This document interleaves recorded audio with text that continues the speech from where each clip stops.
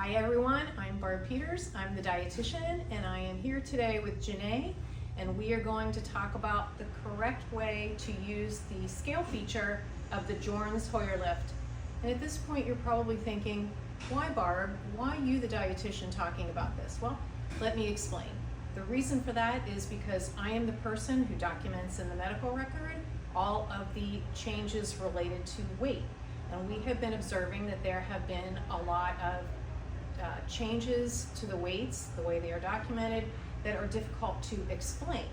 So in looking into that, we realized that part of the problem is coming from the lift in the lift procedure, and that many people, and actually most people, do not know the proper way to use the scale feature of the lift. So Janae is going to show you that today. What I'm here to explain is why are weights important, what are they measuring? And for that, we're going to break it into two categories. The first category is your monthly weight or your weekly weight. What we are using with those weights are nutrition, malnutrition measures. So that's telling me, is the patient getting enough to eat, not getting enough to eat, getting too much to eat. So accuracy for those weights is really important for that reason. Then we have the second category, which is the daily weights. The daily weights are not measuring nutrition as much as they are measuring hydration or fluid status. These weights are ordered when we have a congestive heart failure patient, a kidney patient, an edematous patient. And decisions are made about the medical care of that patient based on that weight. There are parameters about notifying the doctor according to that weight going up or down. If you are not accurate with your weight, we could be adding a diuretic to a patient that didn't need it and over-diuresing that patient. Or there may be a patient who is becoming more edematous, they're having acute congestive heart failure, and we don't catch it because their weight isn't accurate, and that patient then can be hurt by that. So it is a critical measure. It is a vital, like a blood pressure is a vital, an oxygen saturation or heart rate is a vital. It's a vital measure, and accuracy therefore is critical. So what we're going to start with is how to properly use the Hoyer lift that Janae is going to cover. The only other thing that I would add is that please do not ever copy over a weight from the day before or any other weight. Do not make up a weight. If you cannot obtain the weight of a patient, put a 0. That's the best thing to do, then the weight has not been done. Because other than that, it also could be falsification of a medical record, which gets us into legal trouble if you are making up or copying over weights. So with that, I'm going to turn it over to Janae. Hi, I'm Janae, and I'm going to show you the proper way to use the scale on the Hoyer lift. First off, I would like to say we have multiple different pads, so it's very important that you weigh the pad before you weigh the resident, because all these pads weigh differently. We weigh them, they're all a different weight. So even though you may think you know the weight of the pad, it's important that you weigh the pad before you weigh the resident.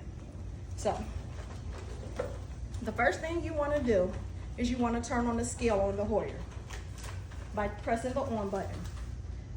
If the scale does not register 0, you want to hold this for a couple seconds until the scale says 0. Once the scale reads 0, you want to hook up the Hoyer pad. When you hook up the Hoyer pad, you always put the same color on the top and the bottom.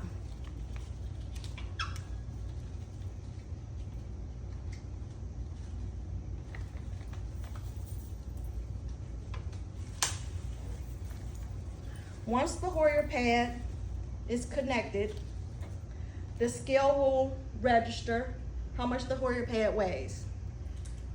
The scale will record that weight and will store it on the scale. So once it's recorded, you hold 0 and it'll read 0.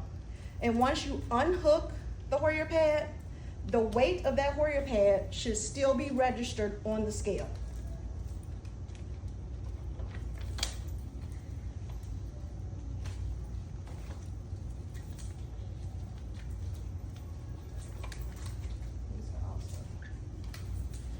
once I took the pad off, the scale reads minus 2.5, which is the weight of the pad. So when you go to weigh your resident, it will subtract the weight of the pad for you, so you don't have to worry about subtracting the weight of the pad. So the next thing we're gonna do is show you how to weigh my buddy here. Okay, now once you have your resident on the Hoyer pad and you're ready to weigh them, you turn the scale back on. Once you turn the scale on, push the on button, it should automatically still read the weight of the Hoyer pad, which it does. It has a minus 2.4, which is the weight of the pad.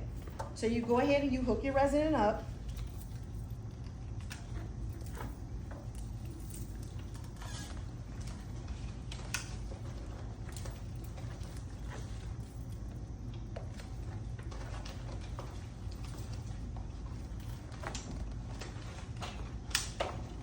Okay, and you go ahead and you lift your resident up. You want to make sure that you lift your resident completely off of the bed or chair so that they're not touching anything.